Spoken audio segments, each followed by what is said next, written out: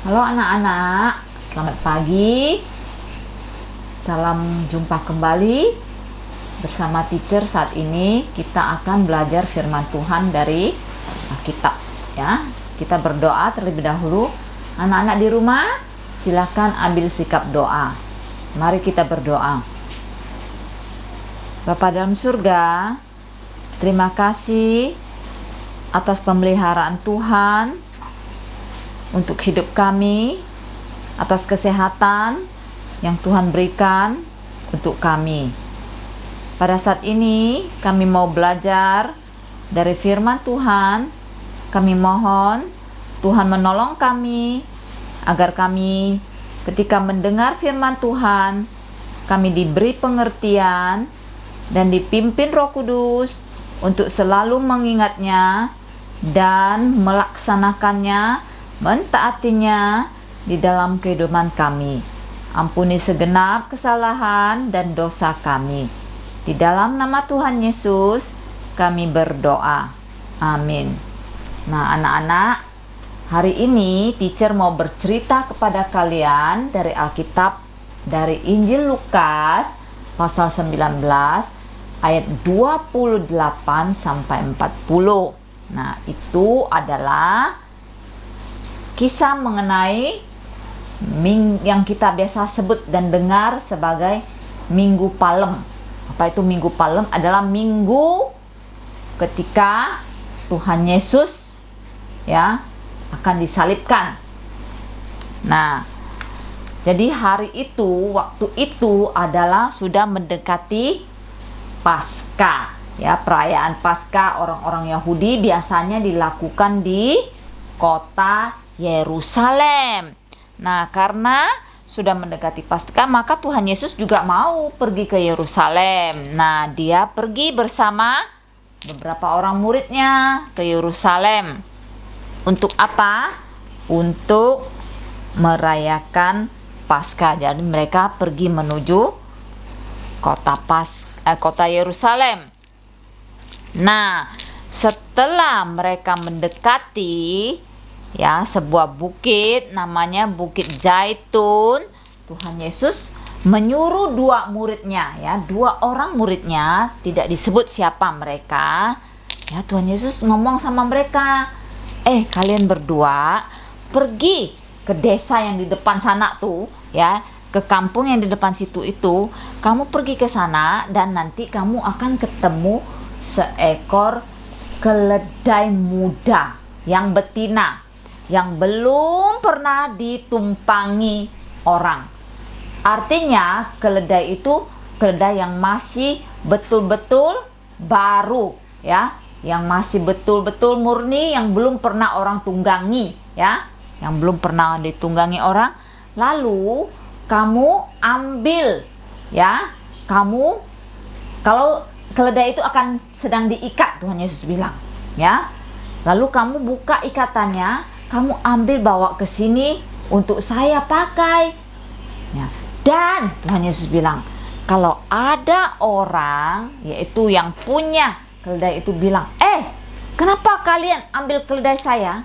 Kamu jawabnya, Tuhan memerlukannya. Siapa memerlukannya anak-anak? Tuhan Yesus pesan sama murid-muridnya, kalau kamu ketika ambil keledai itu ya, ada yang menegur kamu, yaitu yang punya keledai, kamu bilang Tuhan memerlukannya dan Tuhan nanti akan kembalikan.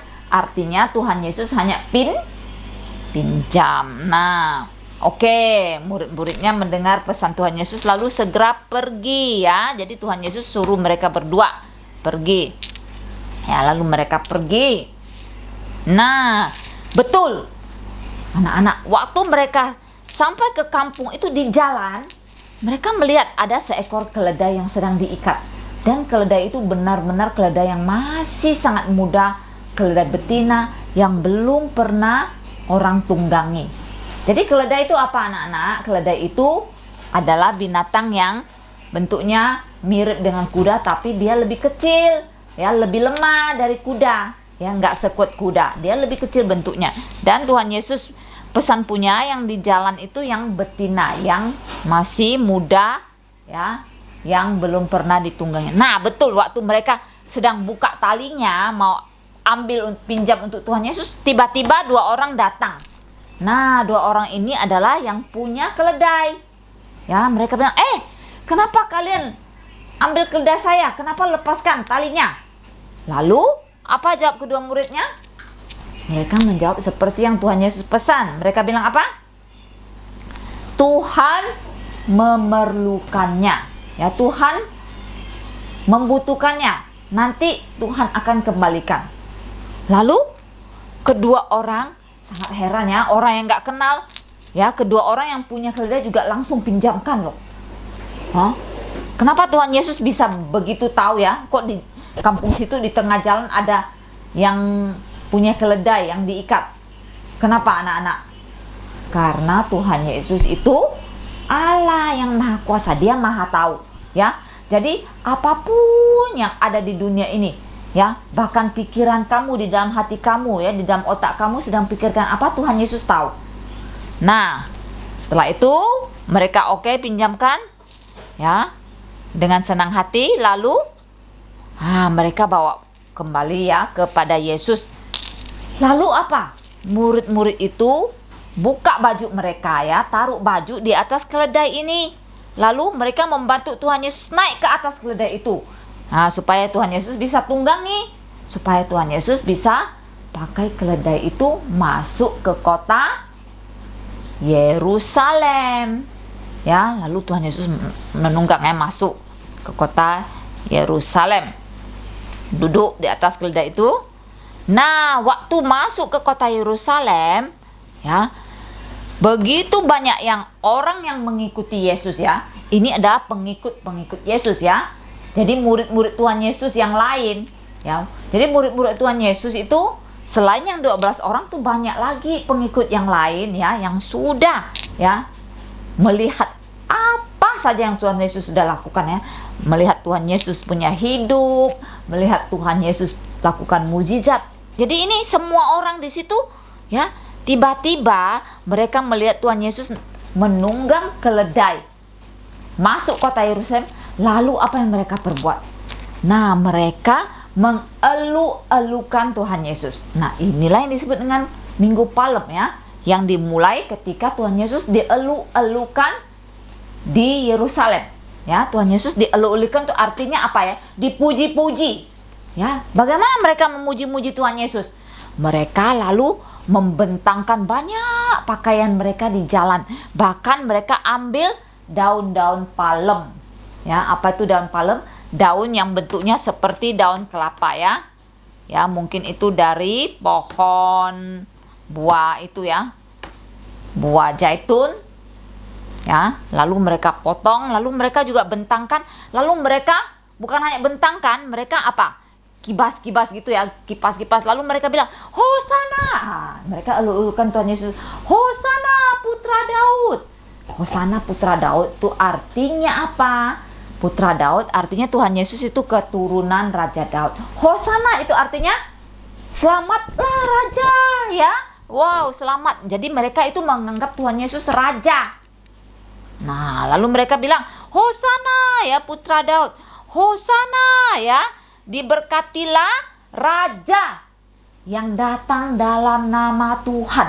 Lalu mereka menganggap Tuhan Yesus Raja. Makanya mereka menyambut Tuhan Yesus dengan mengelu-elukan Dia ya, membentangkan pakaian ya, membentangkan daun palem, mengibas-ngibas daun palem ya. Jadi itu cara biasanya orang menyambut raja. Bukan saja itu, mereka bilang apa?